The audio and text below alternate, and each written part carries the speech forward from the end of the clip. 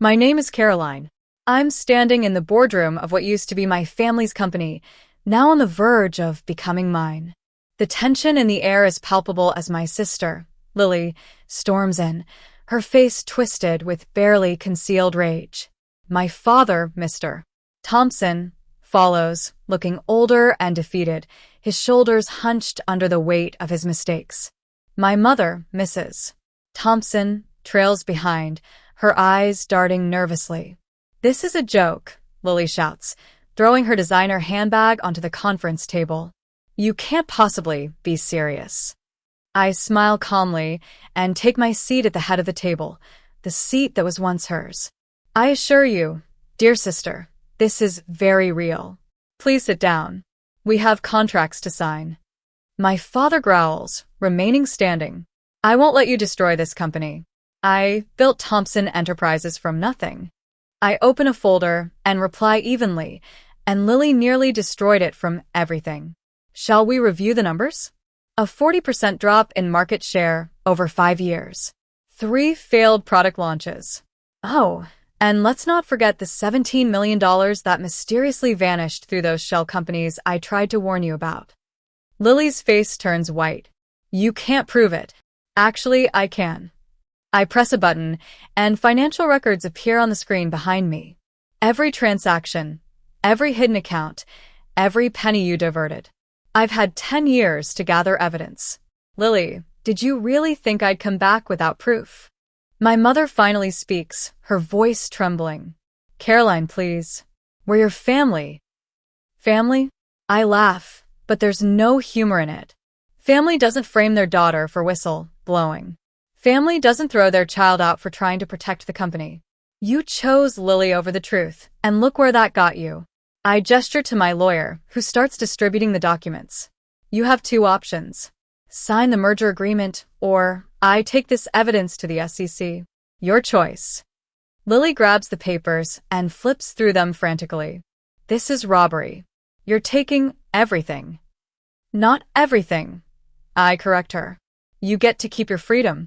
Sign the papers, and I'll bury the evidence of your embezzlement. Refuse, and you can explain your creative accounting to federal prosecutors." My father slumps into a chair, looking every bit his 65 years. "How did we not see this coming?" "Because you never really saw me at all," I answer softly. "I was always just the other daughter, the spare, the one who wasn't Lily. You never noticed how hard I worked, how much I learned, how deeply I understood this business. Even now, you're more surprised by my success than you are ashamed of your failure." The next 30 minutes pass in tense silence as they review and sign the documents.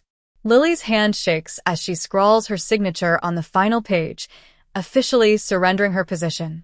My father signs without meeting my eyes, and my mother dabs at her tears with a silk handkerchief. Effective immediately, my lawyer announces, Thompson Enterprises is now under the control of Star Capital Partners, with Caroline Thompson assuming the position of Chief Executive Officer. I stand up and smooth my suit. "Security will escort you to your office, Lily. You have 1 hour to collect your personal belongings." "You can't just throw me out," she protests weakly. "Yes, I can. And I am." I press the intercom. "Security, please assist Miss Thompson with her departure." As they stand to leave, my father turns to me. "Was this your plan all along? To take everything from us?" I meet his gaze steadily. "No, Dad. "This was your plan. You taught me that family means nothing when power and money are at stake. I just learned the lesson better than you expected." After they leave, I walk into what is now my office. Lily's gaudy decorations will be gone by tomorrow, replaced by something more fitting for a CEO who earned her position through merit. I stand at the window, looking out over the city, where I rebuilt myself from nothing.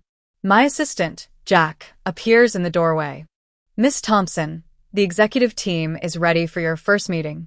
I turn from the window and straighten my shoulders. "Thank you, Jack." "Oh, and please have maintenance remove the Thompson name from the building. It's time for some changes around here." It all started 10 years ago. I was once the pride of the Thompson family, climbing the corporate ladder at Thompson Enterprises, a manufacturing company my father had built from scratch. Lily was being groomed to take over, and I was content with my role in operations, or so I thought. One day, I discovered irregularities in our supply chain contracts. Millions of dollars were being funneled through shell companies, and the trail led straight to Lily's office. When I brought my concerns to my father, I expected him to be shocked and angry. Instead, he looked at me with cold disappointment. "You've always been jealous of your sister's success," he said. "This is a new low, even for you." Lily played her part perfectly, tears streaming down her face as she accused me of trying to sabotage her because I couldn't handle her upcoming promotion. My mother, always quick to believe the worst of me, suggested I take some time off to sort myself out. I refused to back down. The next day, I took my evidence to the board of directors. By evening, my key card was deactivated and my position was terminated for creating a hostile work environment. Lily's smirk as I packed at my office told me she had won. That night at home, my father made it clear. I was no longer welcome in the family. "You tried to destroy everything we built," he said, his voice trembling with rage. "Get out. Don't come back until you learn your place." I left with nothing but my savings and a determination to prove them wrong. What they didn't know was that I'd been preparing for something like this. Years of watching Lily's reckless decisions had taught me to be cautious. I had connections, skills, and most importantly, a plan. While they celebrated my departure, I built Star Capital Partners. It seemed to appear out of nowhere, quietly acquiring struggling manufacturing companies across the country. I worked behind the scenes using a different name, letting others be the public face while I pulled the strings. 10 years passed.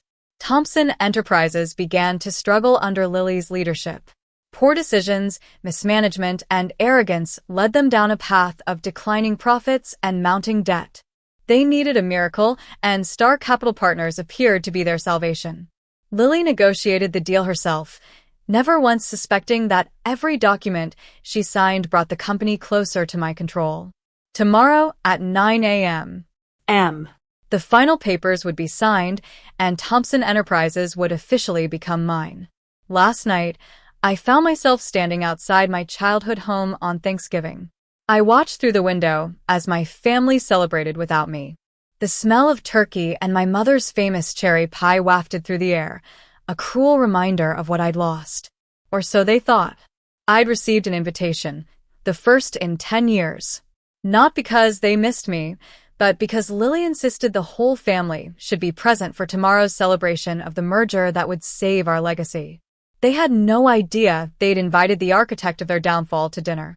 Taking a deep breath, I straightened my simple black dress and walked to the door. The sound of the doorbell echoed through the house, followed by sudden silence. My mother opened the door, her smile stiff. "Caroline," she said, her voice carefully neutral. "You came." I stepped inside, and the familiar scent of home hit me like a physical force. Lily's voice carried from the dining room. "Is that her?" Finally decided to show up for once. The next few hours were exactly what I expected. Snide comments about my appearance, subtle digs about my mysterious career, and constant reminders of Lily's success. No one mentioned how Thompson Enterprises was barely staying afloat or how tomorrow's merger was their last hope. "Still keeping secrets about what you do?" Lily asked over dessert, her tone dripping with condescension. "Or is it just too embarrassing to admit you never amounted to anything?" I took a slow sip of wine, savoring the moment. "Actually, I work in acquisitions." My father raised an eyebrow. "For which company?" "A small investment firm. You might have heard of it. Star Capital Partners." The room went silent. Lily's fork clattered against her plate. That's impossible," she stammered. "Star Capital is the company that owns your debt," I said, standing up. "The one that's buying Thompson Enterprises tomorrow morning." "You're lying," my father said, his face going pale. "By me," I said softly. "I founded it 10 years ago, right after you threw me out." Lily shot to her feet, her face contorted with rage. "You don't belong here anymore. Get out." I picked up my purse, calm and collected. "You're right. I don't belong here. But tomorrow at 9 a.m. M. I'll be exactly where I belong. in the CEO's office at Thompson Enterprises. As I walked to the door, I turned back one last time. Don't be late for the signing.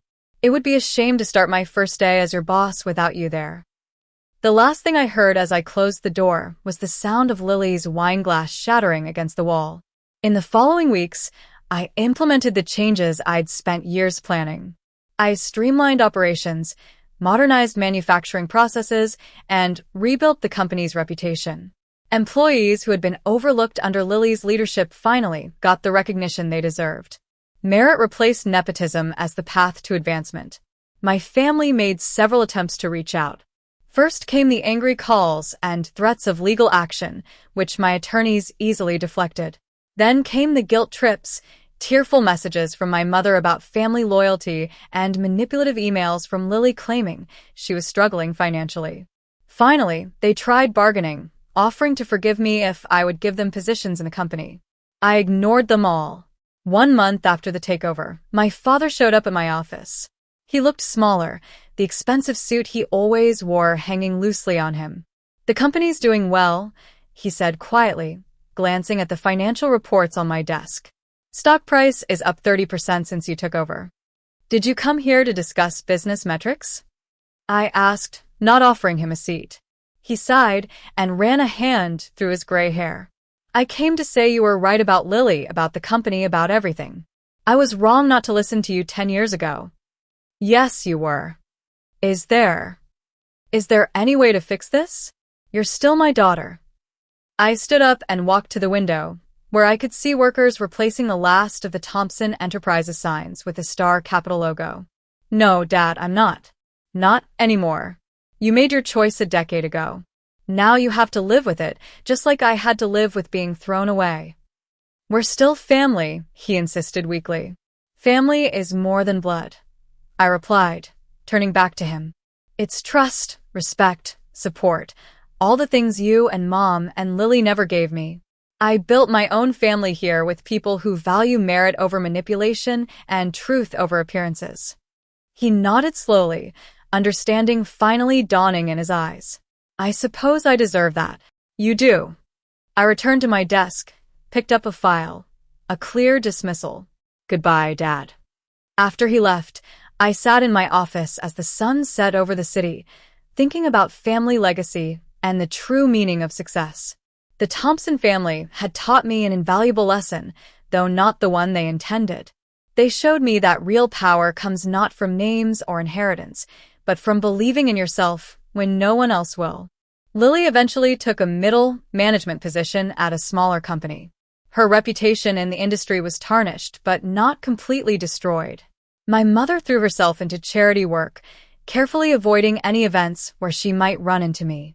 My father retired quietly. His dream of a family dynasty transformed into something he never expected. Me.